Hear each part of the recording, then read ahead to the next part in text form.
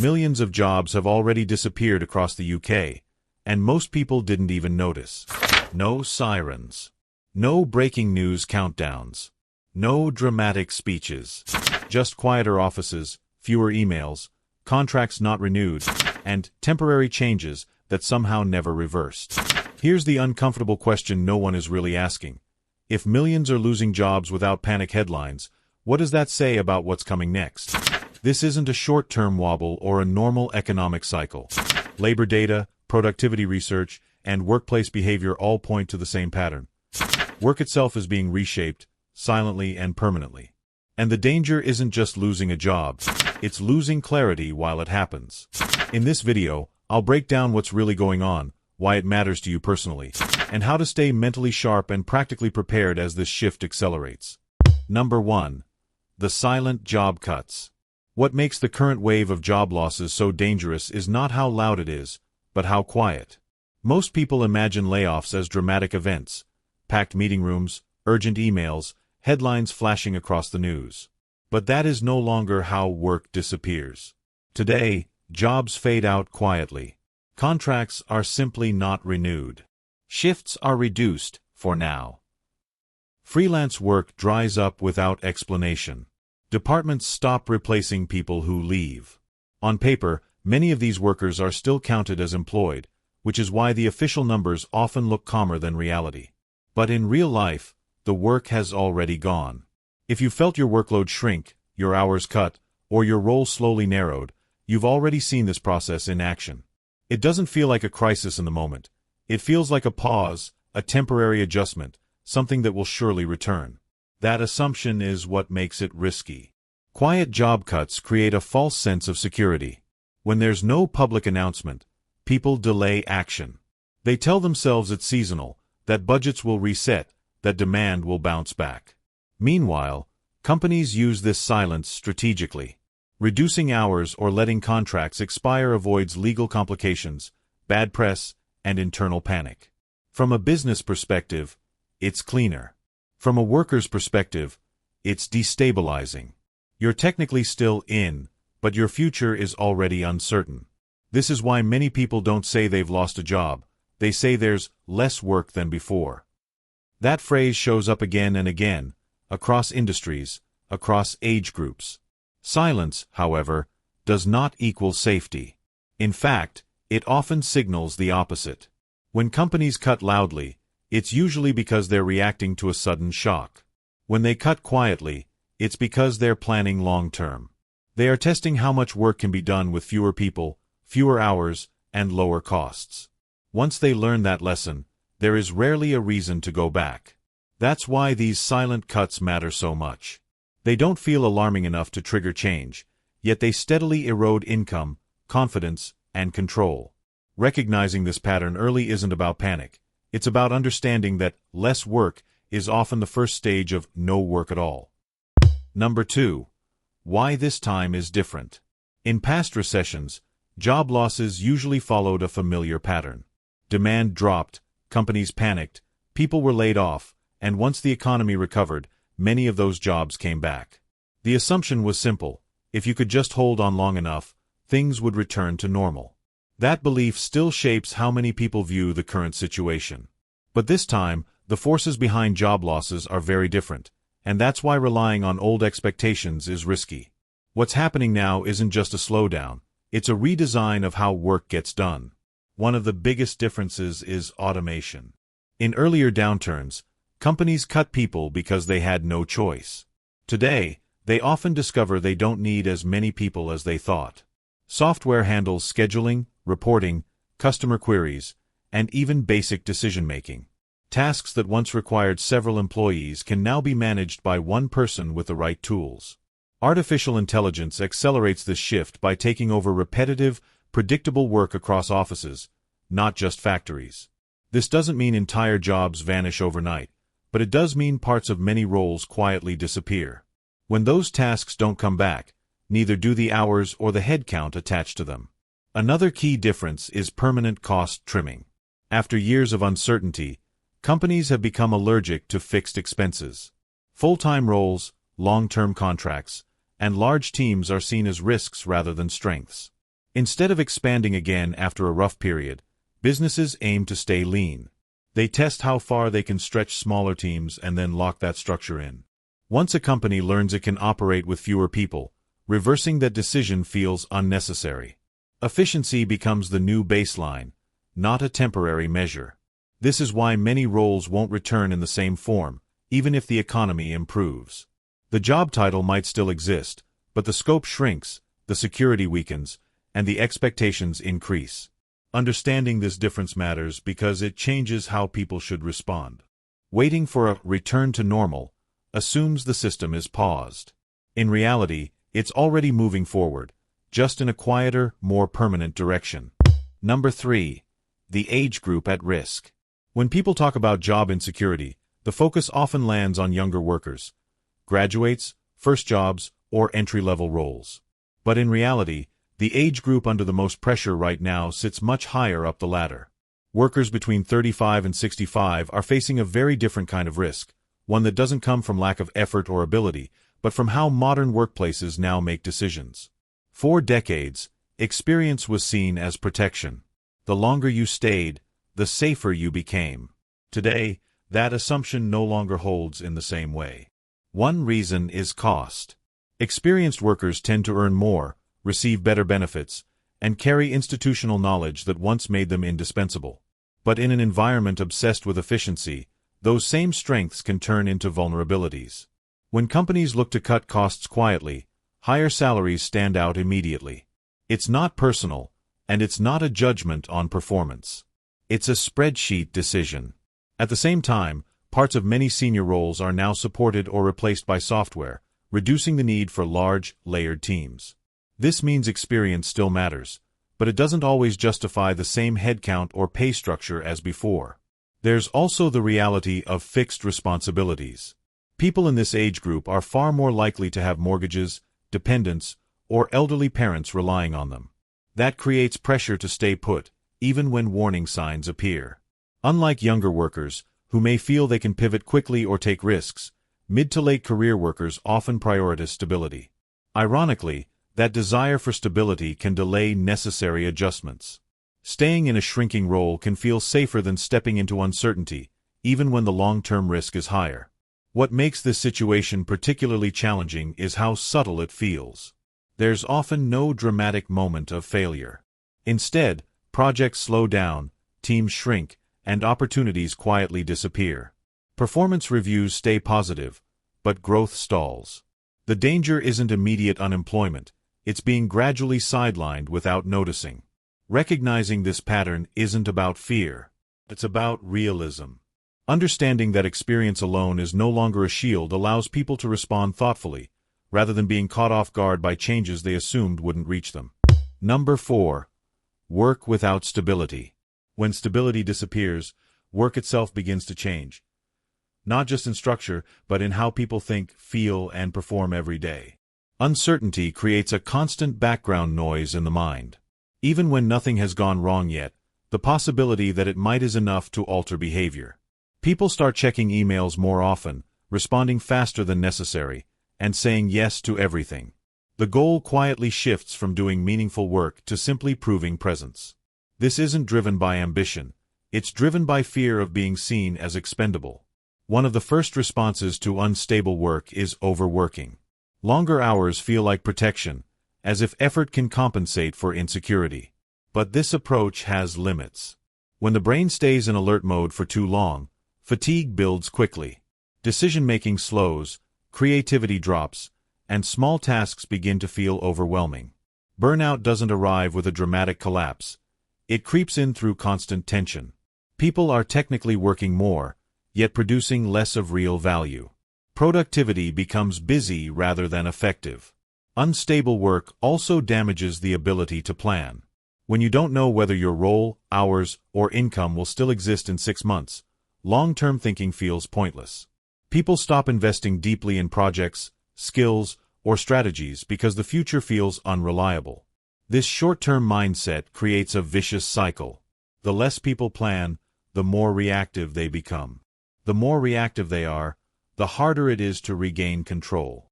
Over time, Work turns into a series of urgent responses rather than deliberate progress. The most damaging effect is cognitive. Research on stress and uncertainty consistently shows that sustained insecurity reduces focus, memory, and problem-solving ability. The brain treats uncertainty as a threat, keeping attention locked on potential danger instead of deep work. This is why unstable environments feel exhausting even when workloads aren't extreme. Energy is spent scanning for risk rather than building momentum. The result is a quiet productivity loss that's easy to misinterpret as personal failure. In reality, it's a predictable response to working without stability. Understanding this helps explain why so many capable people feel stuck, drained, and unfocused, not because they've lost ability, but because the ground beneath their work no longer feels solid. Number 5. The productivity illusion. When economic pressure rises, the instinctive response for many people is to work harder. Longer hours, faster replies, more tasks, more learning. All of it feels like a logical defense against uncertainty. But this reaction often creates what can be called a productivity illusion. From the outside, it looks like momentum. From the inside, it's usually confusion, fatigue, and diminishing returns. The harder people push in the wrong conditions, the less effective their effort becomes. One part of this illusion is multitasking. Under stress, people try to do everything at once, believing speed will compensate for instability. Emails stay open while meetings run in the background. News alerts interrupt focused work. Messages are answered instantly to signal commitment. In reality, the brain isn't built for constant switching. Each shift in attention carries a hidden cost, draining mental energy and reducing accuracy. Work gets done, but rarely well, and almost never deeply. Another trap is endless upskilling.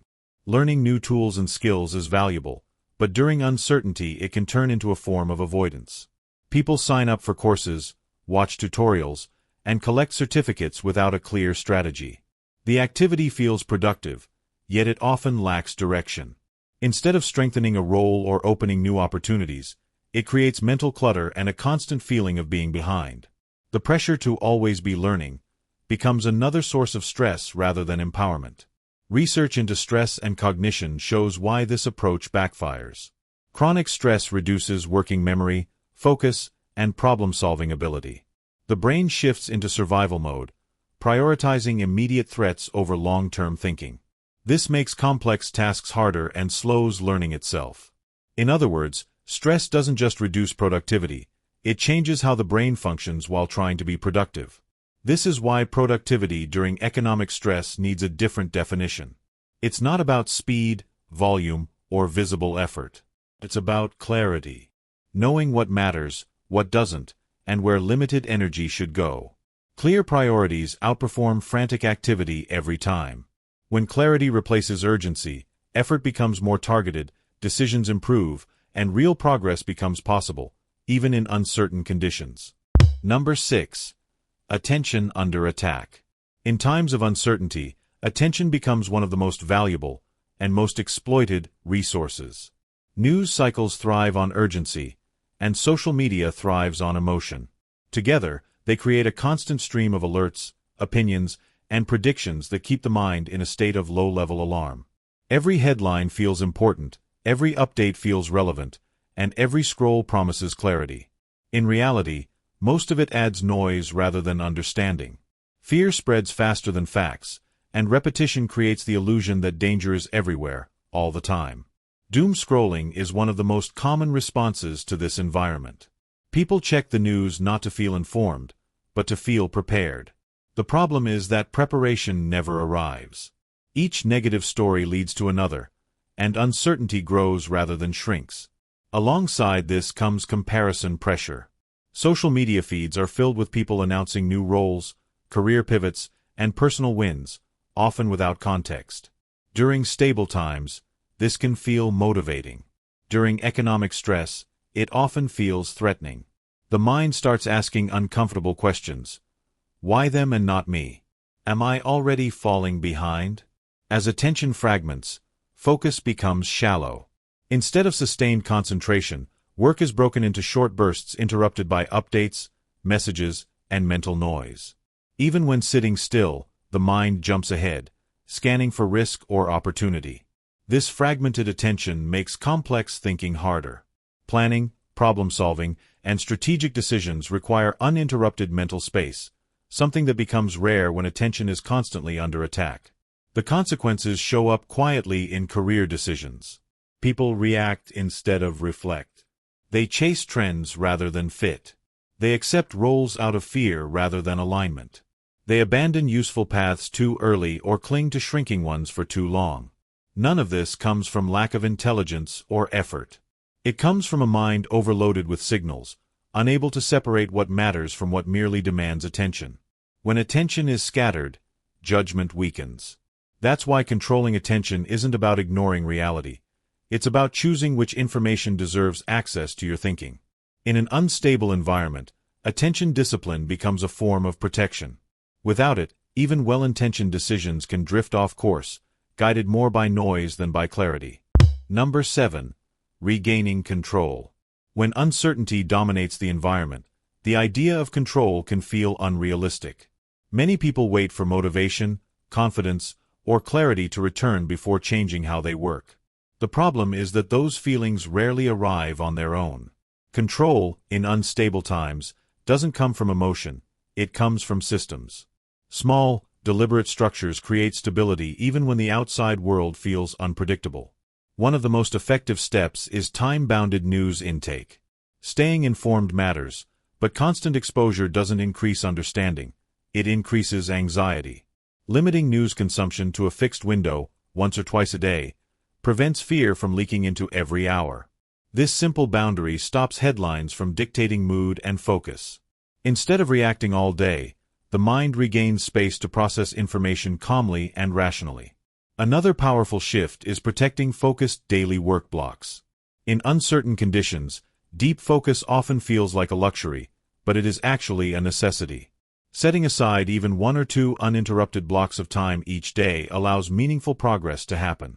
During these periods, notifications are silenced and attention is directed at work that genuinely moves things forward. This isn't about doing more, it's about doing what matters without constant interruption. Over time, these focus blocks rebuild confidence because they produce visible results. Skill development also benefits from structure. Panic learning, jumping from course to course without a clear goal, creates the feeling of effort without impact. Skill stacking offers a different approach. Instead of chasing entirely new paths, it focuses on adding complementary skills to existing strengths. This might mean pairing technical knowledge with communication, or experience with a specific tool that increases efficiency. The key is intention. Each new skill should support a clear purpose, not just relieve anxiety. What ties all of this together is the shift away from motivation. Motivation is unreliable, especially under stress.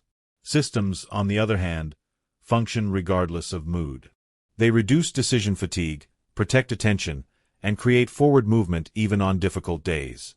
Regaining control isn't about forcing optimism or working harder. It's about designing an environment where clarity can exist, even when stability hasn't fully returned. Number 8. The social media trap.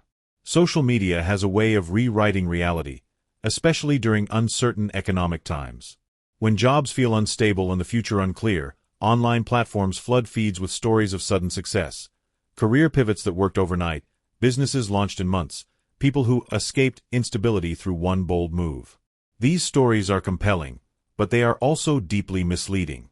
What we see online is not the full picture, it is the highlight reel. Thousands of attempts fail quietly for every one that goes viral, but those failures rarely appear on anyone's screen. This is where survivorship bias comes in. In simple terms, survivorship bias means we only hear from the people who made it through, not from the much larger group who didn't. When someone shares a successful transition or breakthrough, it feels like proof that the same path is widely available. In reality, we're looking at exceptions, not averages. Platforms reward dramatic outcomes, not steady progress.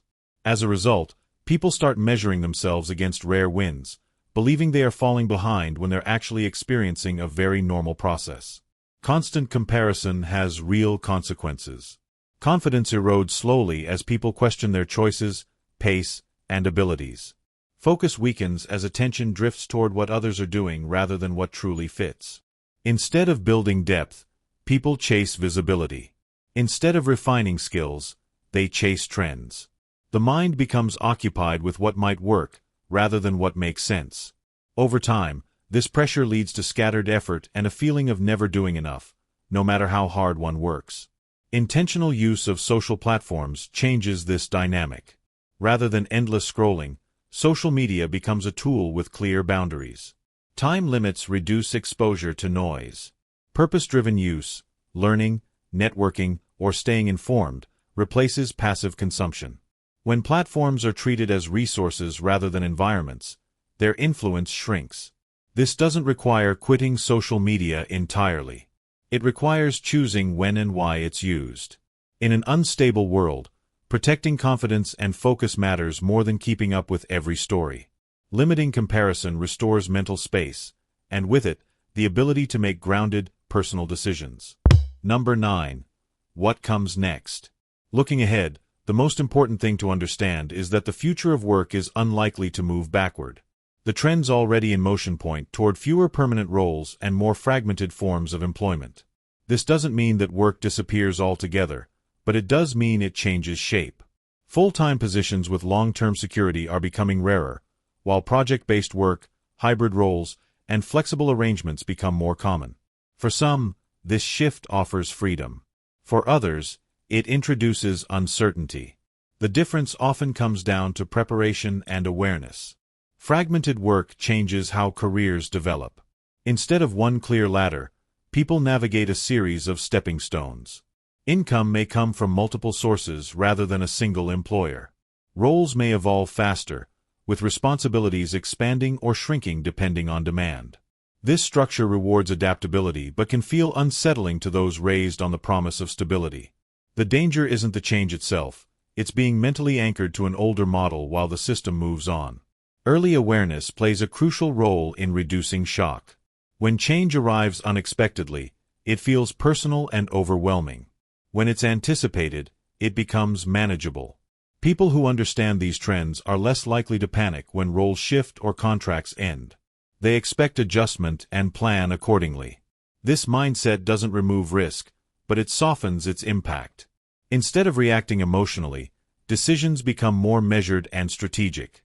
Adaptation doesn't require urgency panic. Rushing into drastic moves often creates new problems while trying to solve old ones. The goal isn't to abandon stability at the first sign of change, but to widen options gradually. Small adjustments, diversifying skills, strengthening professional networks, and staying informed, create flexibility without chaos. These steps don't demand immediate transformation. They build resilience over time. What comes next won't look the same for everyone, but the direction is clear. Work is becoming more fluid, less predictable, and more outcome-focused. Accepting this reality early allows people to respond with intention rather than fear. Awareness turns uncertainty into something navigable, not something paralyzing. Number 10. Turning awareness into advantage. After hearing about silent job cuts, shifting work structures, and rising uncertainty, it's easy to interpret awareness as something heavy or unsettling. But awareness is not a burden, it's leverage. The moment patterns become visible, control begins to return. Uncertainty feels most dangerous when it's vague. Once it's understood, it becomes something that can be navigated rather than feared. This is the shift that turns warning into an advantage. Awareness changes how people respond to uncertainty. Instead of reacting emotionally to every signal, they start observing trends calmly. They notice early signs without panic. They separate short-term noise from long-term direction. This doesn't make challenges disappear, but it prevents them from arriving as shocks. When people know what they're dealing with, they stop wasting energy on denial or constant worry. Mental space opens up for better thinking, planning, and decision-making. This is where empowerment replaces fear. The narrative moves away from "something bad is happening to me" and toward "I understand what's changing, and I can respond intelligently."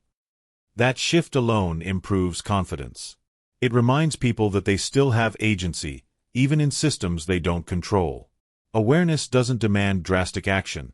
It supports thoughtful movement. It allows people to adjust course gradually instead of being forced into sudden turns. Reflection plays an important role here. Awareness invites questions, not pressure.